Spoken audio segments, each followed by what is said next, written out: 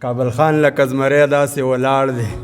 د چا سترګو ته ازغی داسې ولاړ دی مات هډونه به یې ورو ورو راکوشیر شي لا په مات ځان ننګیالی داسې ولاړ دی د شملې پړکې رسیږي مارګلې ته په امو لکه زلمی داسې ولاړ دی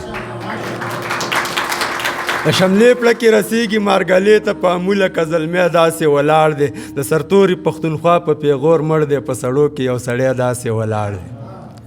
د سرتوري پښتونخوا په پیغور مړ دی په سړو کې یو سړی داسې ولاړ دی اشنا تا څپېړې لا پسې درنې کړي حد حیران دی لیونی داسې ولاړ دی سر قربان کړه خو لومړی ځنې کار واخله له بېکاره پېښوری داسې ولاړ دی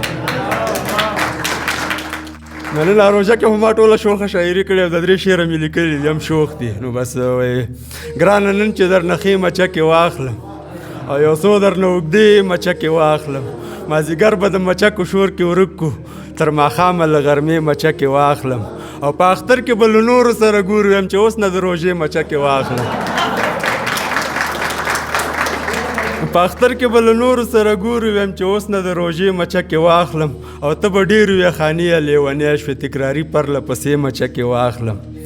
او په ښکاره لکه بوسې مچکې واخلم په ردیف کې له کافې مچکې واخلم د قلم څوکه مې بلې خواته بیایي د مکتب له کتابچې مچکې واخلم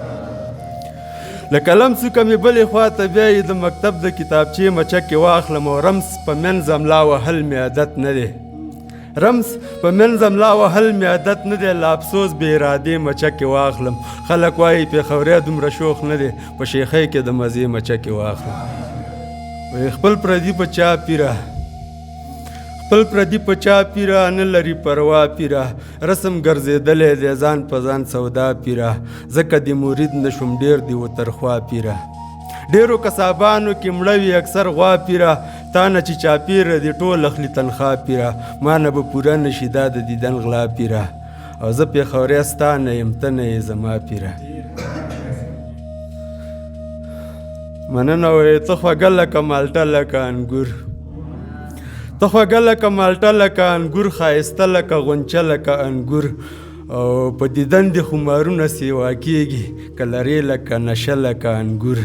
او کره باغ به ټول کابل ته درله راوړم زه دالان یم ته راځه لکه انګور